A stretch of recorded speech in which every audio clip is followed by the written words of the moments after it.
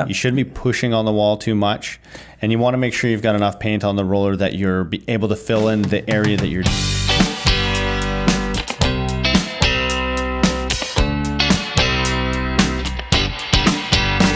Hi, and welcome to the newest episode of the EPI podcast. My name is Tanner. My name is Mihai, and today we're going to be talking about the top 5 painting mistakes homeowners and pros make and how to avoid them. So you may have done this before where you started a painting project and you're not really sure exactly how to approach it.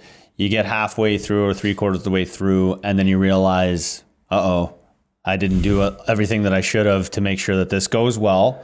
So this episode is going to help you to make sure that you avoid those mistakes. We've encountered quite a bit of homeowners that they thought they can start a project, they thought they can do it, especially with cabinets. We get that a lot.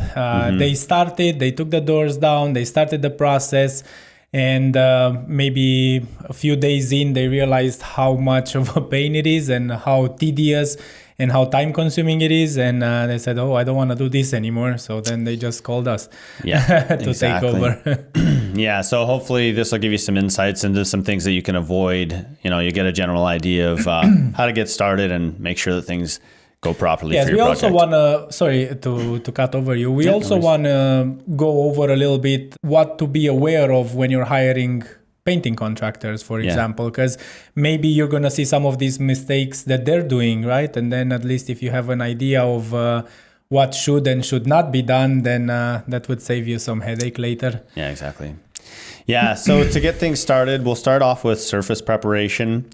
I think that a lot of times people will kind of get, they'll get ahead of themselves and because they just want to get the paint on, right? There's a lot of varying aspects that you could look at, from making sure that certain areas are covered to making sure that you are actually prepping the areas that you are painting properly to make sure that the paint adheres. So I think prep goes a little bit a long way. So it's more broad than people think about it. So what is surface preparation? What does it start with? It would start with covering all the areas, protect everything that's in the house or in the area that you're painting. So have all the floors covered, have all the furniture, any items that are left in the room covered to ensure that, first of all, you don't damage those and you don't get paint or dust or whatnot over all those. And then if you're not painting your baseboards and using a dark color, you want to make sure you're covering your baseboard. And then probably from there, you'd be moving into the prep that everybody's thinking, which is the surface preparation. And a few things to be aware of. A lot of our customers, when we do the quote, they say, our walls are in very, very good shape. There's hardly anything to do with it. And then you shine a little bit of a light on them, or you just move the furniture around and it's a sunnier day and it shows a bunch of stuff. So surface preparation for these things would have to be done. I mean, it depends on what prep level you want, right? And what you're looking to accomplish. What's your goal with those walls? Do you want to make them, brand new, or do you just want to change the color on them? Because those are two very different things. Yep. Yeah, exactly. So if you're looking for that perfect spotless finish, you're going to need a strong light. Absolutely. Because otherwise you won't see, 99% of the things that you need to fill, right? Because you don't want to get like we said, halfway through and realize, oh no, I didn't prep that properly. That crack is coming back. Or I miss sanding that spot, or I miss sanding the other one. That's one of the big ones when you're rolling your first coat and you're just going over patches that haven't been sanded. That's like crime against humanity. That's a cringe moment right there. That's definitely one. So small cracks, usually if it's just a hairline crack that it's not structural, what we normally do, we try to V it out just to release the pressure, and we apply two coats of drywall compound. We sand them, we prime, and then we paint over them. If it's a more structural, or if it's in between two seams of a drywall, we usually assess first if the tape is intact there and it's just like a crack in the mud. Then we just kind of V that out without damaging the tape, and we just apply 2 coats of mud. If the tape is damaged, we'll remove that tape and we'll apply new tape, and then apply 2 or 3 coats over it as needed. For water damage, you would want to peel everything off, anything that's loose, anything that's coming off. You want to use a good primer, a stain blocking primer, to just lock everything in there, lock those stains from coming in through the paint. Then apply tape if needed, if there's any cracks or whatnot. And the same thing, 2 or 3 coats, depending on your skill level and depending on how, which area is it, how much you got to feather it in. And then you talked about sanding, making sure that once that patch is dry and it's ready to be sanded, you want to make sure that your corners or all of the edges are smoothed out. You want to make sure, first of all, you've got enough mud on that area so that when you do sand, you can make nice smooth transitions, right? Yes, that's probably one of the mistakes a lot of the homeowners make when you're doing a patch. You're just trying to make it small, right? Small is not always better. So you wanna expand it as much as you can, because otherwise you're gonna have a bulge in there. The more mud you put on it, the more you expand it, the less visible it's going to be, and the more it's going to blend in with the rest, right? Yes, exactly. Yeah. And then so now you've got your patches sanded properly. You want to make sure that you're priming those patches as well. Otherwise, you get what's called flashing. Well, we should probably not jump a very important part of the prep of the repairs, which is the nail pops, because we find them quite often everywhere, and especially in the new homes. 1, 2, 3 years after they're done, you look in some area, especially on the staircases and stuff like this, you pretty much see every nail that is in there, right? So there's a couple ways to deal with these ones. You want to make sure that if the drywall is moving, you want to apply, or not apply, you want to put a screw beside those ones, or a few inches beside, just to secure the drywall before you do anything. Otherwise, any repair that you do, somebody pushes on the drywall, is going to come right out. And then you want to repair all these, once you secure it, just scrape all the other ones. Sometimes on those nail pops, you would see like it has that little hat. Sometimes it's cracked, it's detached from the wall. Sometimes it's not, it's just a bulb. And at that point, you just want to scrape that off, and you want to remove the mud behind it all the way to the screw. Anything else in terms of repairs? Well, I was going to talk about flashing. So like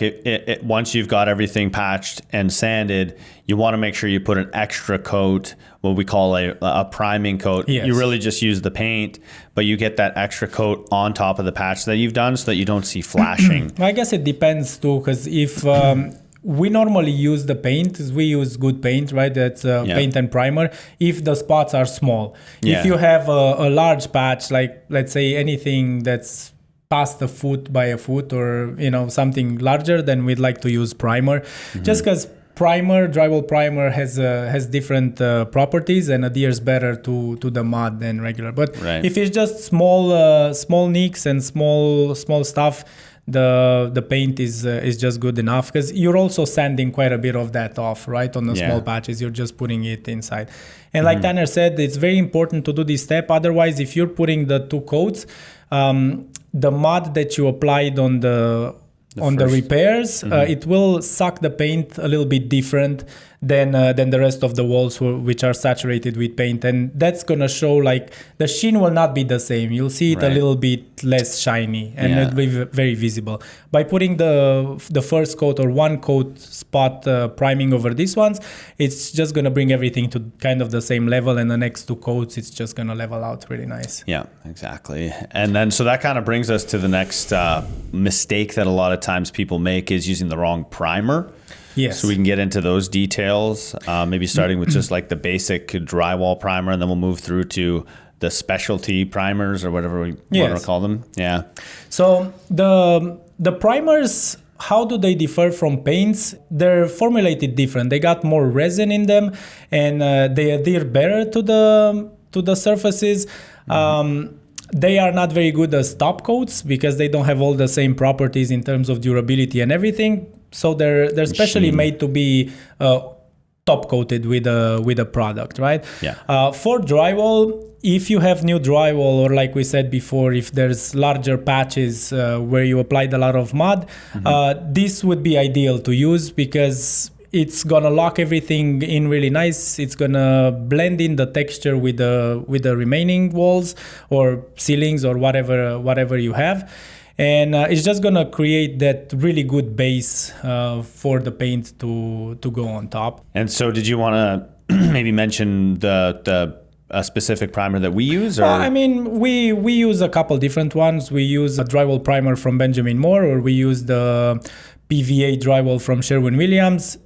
They're pretty much similar, all the primers, right? You have to get it from a decent company and just get one that's not the cheapest product on the shelf. Because this is one of the most important steps in the entire process. If the base is failing, then everything else will fail. And you see this quite a bit where we actually encounter it a lot near the kitchen cabinets, where when a new home was built, maybe they installed the cabinets before they got to prime, and then they don't really prime close to the cabinets, right? They could just go with the roller close to, and then when we apply the tape to protect the walls and you take the tape, it goes straight to the drywall mud, right? So that's very, very important to use the right primer. Additional primers we have would be for stain blocking, right? If you have water damage and stuff, I'll let you talk a little bit about that. So we use a shellac-based primer, and shellac is it's actually it's found in the rainforest. They get it from beetles, which is a kind of an interesting fact. But what it does is it'll block tannins from coming through. For example, if you're painting oak or maple, sometimes you'll get a bleed. And so this shellac-based primer will help to prevent that from happening. So that would be on the cabinets, but this shellac, in particular, the one we're using the most, it's called Bean. It's made by Zinsser, and it's one of the best one out there. It's not only good for tannin or wood stain blocking, it's good for any kind of stain block. It's one of the best stain blocking primers out there. So it's very often used in home restoration, from fire restoration. It's very good for blocking nicotine from the walls. It's good for blocking water stains, pretty much anything. It's not the only one. You can also use an oil-based primer, which will do the same. We like shellac base just because it dries a lot quicker. It's not as strong. It's still got a strong scent, but it's more like tolerable. Yes, it smells like alcohol, like vodka. I find so. And I find it doesn't give me like a headache if I'm using it all day or whatever. The beauty of it is that the smell dissipates as soon as it dries, and it dries really quick. It dries in 15 minutes. Very good to sand. Really nice as well. So. One of the best ones out there. So you would want to use one of these type of primers if you have stains on your walls, if you got like markers or crayons, or if you had a water damage, or if you just moved into a house where the previous homeowners smoked in the house and the walls are full of smoke and the ceilings. You'd apply 2 coats of this thing and you're good to go. And then for anything beyond that, like sometimes you'll need an oil based primer because there's maybe a contaminant, so you need to seal that in. Oil-based primers are great for basically almost everything that we just talked about. They're just a little bit more difficult to work with. They're not as pleasant. They dry slower. They have a slower drying time, and they smell more. And that smell really lingers, I find. Yeah. The other primers that we should talk about are transition primers or bonding primers. This is one of the very important primers in the whole arsenal for a paint job, because if you have surfaces that have been previously painted with oil-based paints, you can use a oil-based primer. They will do the trick. What we like to use, it's a product called Sticks from Benjamin Moore, and it's a water-based product, and it does the job beautifully without the smells. It dries really quick, and sands really nice. So bonds really nice, and it actually sticks to glass. So if it's very very durable, you can use it on tiles. You can use it on pretty much anything. We use it on cabinets as well. And it's just a good practice to have this around the house or on your painting project, depending on what surfaces you have to paint. If you're unsure, if you have a surface that you're not really sure, one of the easiest ways to find out if it's an oil-based paint, it's you would have to get some alcohol cotton swab or something and just wipe it on the paint. If it comes off, it's water-based, so you're good to go with your water-based paint. If it doesn't come off, it means it's a solvent-based paint. So you'd want to use either sticks, either an oil-based primer, just to make the transition. Yeah, and if you're ever unsure, definitely do that test, because that is something that can go horribly wrong. If you finish your entire paint project and realize you've put latex over oil, it's all coming off. You're only going to realize when it's too late, when it already starts peeling in sheets. So you'll know you'll mess up at that point. So what we like to do before we start any project, we like to do a test. Usually not in the newer homes, but if the home is older than 15, 20 years and the homeowner said that it hasn't been painted in a while, we want to do this test just to have peace of mind, because it takes 2 seconds versus a couple weeks of sanding, peeling, and repainting. Exactly. So I think that pretty much covers primers. The primers, we should go into the paints. Right. So you probably know that there's interior paint and exterior paint. I think everybody knows that, and they all come with their own properties and with their own set of rules for applying them. You want to talk about the interior paint? So you get different levels of interior paint, and obviously there's different companies, and it's not necessarily to say that there's one that's better than the other, but we like to use Benjamin Moore. We like the Regal line. I mean, they've got their own 3 lines. So they got Ben, then Regal, and then Aura. They've even got something specifically. Is it the Aura Bath and Spa, which is the for Aura bathrooms? Bath and Spa for bathrooms. It's a hydroponic paint. So this would be for the walls, right? But you also wanna ensure that you match the paint with the substrate that you're painting, because you do have ceilings, you do have trim doors. Sure, you could use the same wall paint. Like you can use Regal in a higher sheen. Let's just say you go to a pearl to use it on the doors or trim. We like to use a different product for that. It's got a little bit more durability and properties that are better for this kind of application. We use either Scuffex, Advance, Command, one of these. They're just formulated a little bit different. They're more wear resistant and more durable. So you'd want to put that on your doors and your trim. So you kind of you want to make sure that you match the paint to the substrate that you're painting. You definitely don't want to put wall paint onto your cabinets or on anything. No, it will come off. It's not durable enough. Yes. So exterior paints, how do they differ from interior? They're formulated different, so they resist the weather. They're better for color fading and stuff like that. More resins in them, more durable, more resistant to water or to the elements. Probably won't give you as nice of a finish.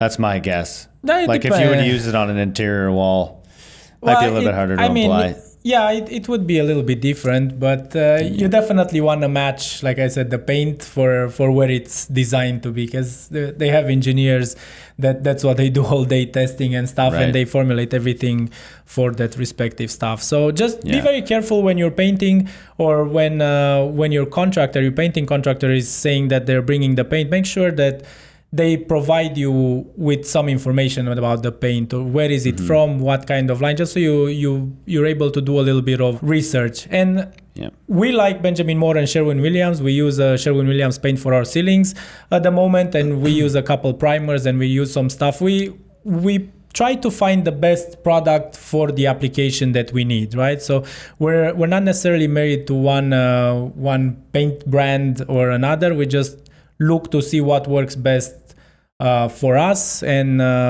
to deliver the best quality. But some of other contractors might use paint from Dulux or from Para or from Home Depot. Not to say those are not good. There are different lines everywhere.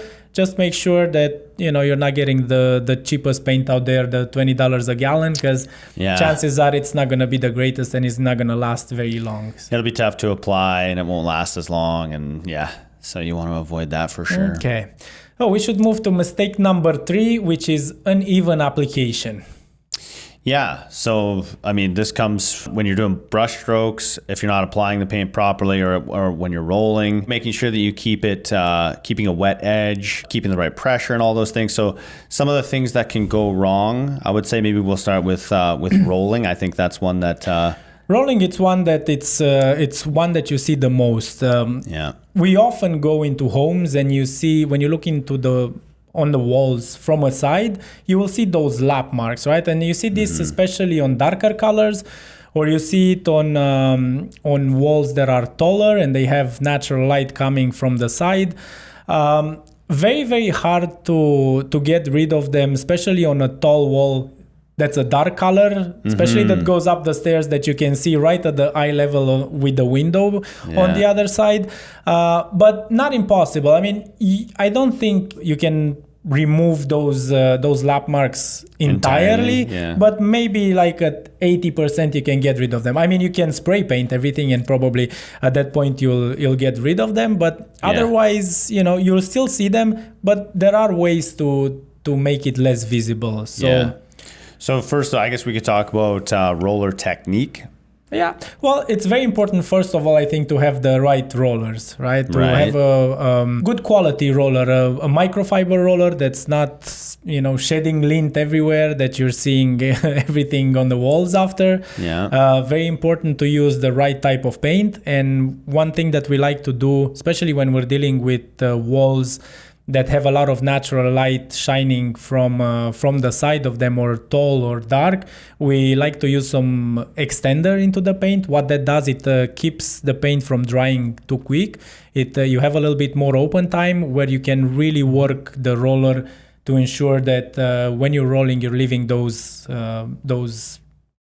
even sheen, I should say. Yeah. And then you also want to, so you started talking about the roller. You have different lengths of rollers too, right? You've got a 10 mil, a 15 mil, up to 20 mil.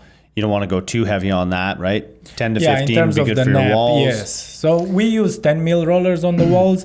On smooth walls, drywall walls. If we have a texture wall, we would go as high as 15.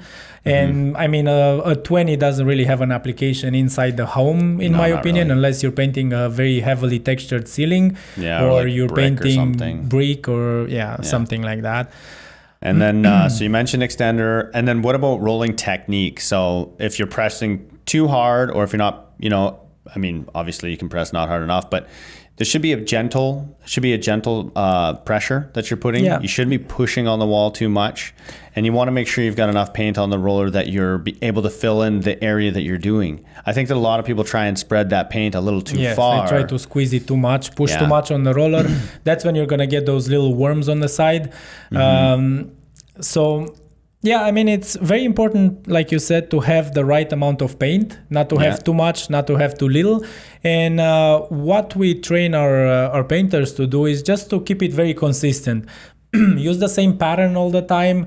Do the same amount of distance, cover the same amount of distance with the roller. Roll in long streaks, top to bottom. Do not do, like in 100 million little patterns. And once you develop this technique and you keep everything smooth and even, you don't have to rush. You just have, it's an art. You just have to keep the flow going, right?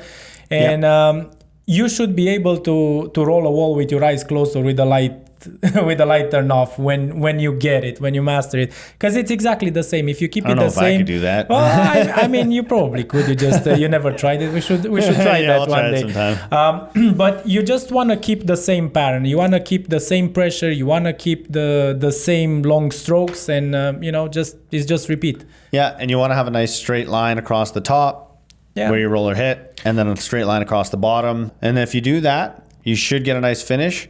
I think a lot of people think that rolling is easy, but there's little mistakes that you can make. It depends what you're looking for, because I think the average homeowner just looks at the color, right? That's the main purpose. Oh, we just don't like the color anymore. We want a new color. And when you look at the wall face on, it's gonna look good. But when you move a little bit to the side, that's when everything goes sideways. Once that natural sunlight comes in.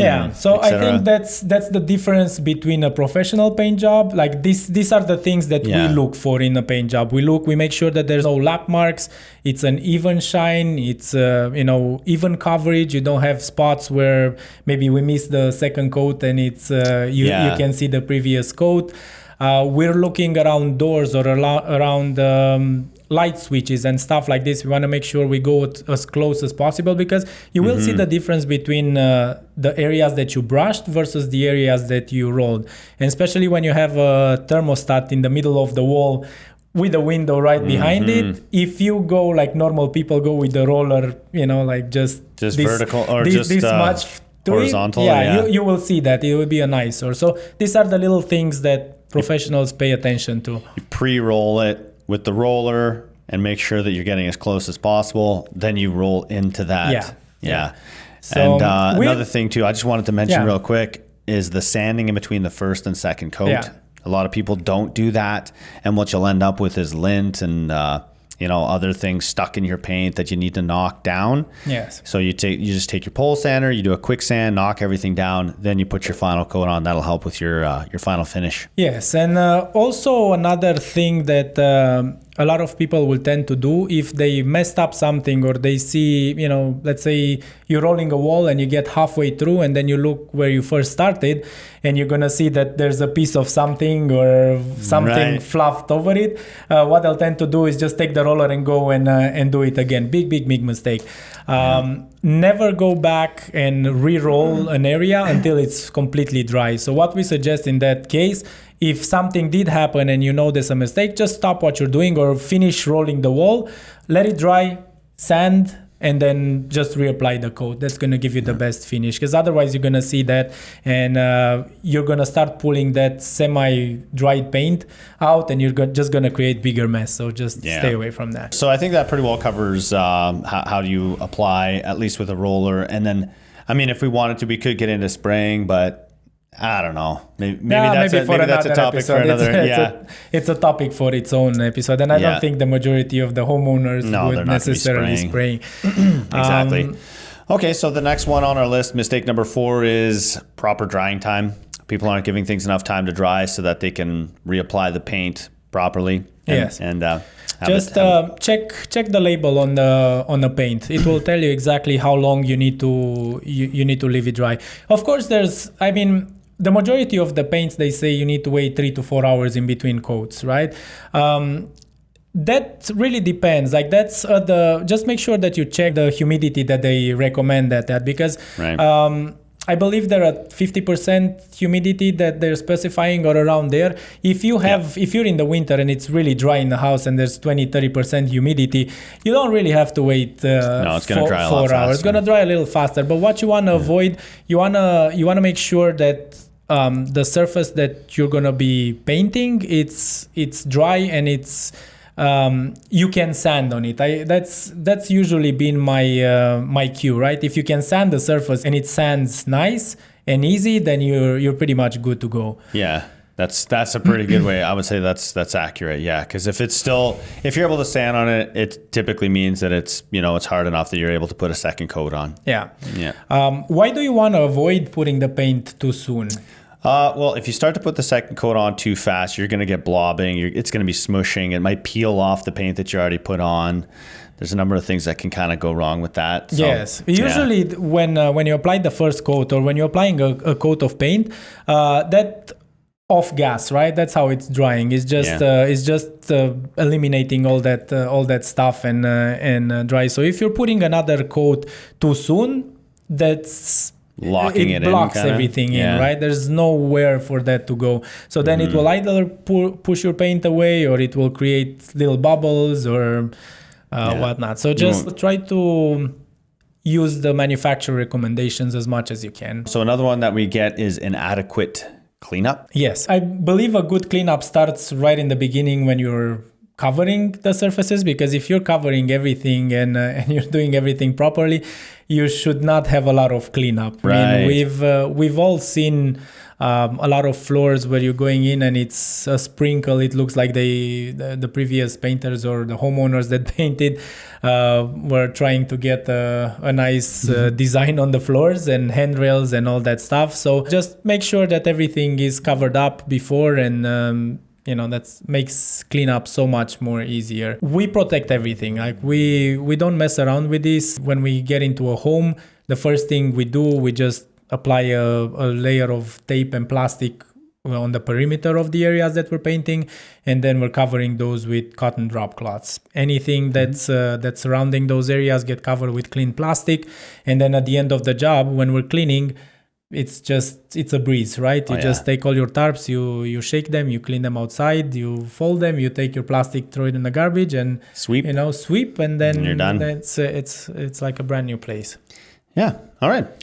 So I think that pretty well covers everything. So we talked about the proper paints, primers. We talked about how to apply them. Proper preparation, and then cleanup. And I think that if you're doing all of that stuff, then you're probably going to have a very nice finish at the end. Obviously, there's other things to consider in between all that, but I think that that's a good starting point for our listeners to kind of have a little more confidence, I would say, in doing have their a bit own project. more confidence on doing it yourself, and also have a little bit of knowledge of what goes into it, just in case you do hire a painting professional, just to have peace of mind and make sure that you're actually getting a professional painting service and your surfaces are treated the right way. And then your home is protected the way it should. All right. So thanks for listening. If you have any comments or anything, leave a comment in the comment section. If you have suggestions or if there's something that you would like for us to answer, please post it. They should be able to find us on pretty much anywhere, any social media platform, YouTube, on our website. Give us a call at 705-698-5702 with any questions, or if you're looking for a quote or whatever it is. We're here to help. And until next time, that's it. All right. Have a good day.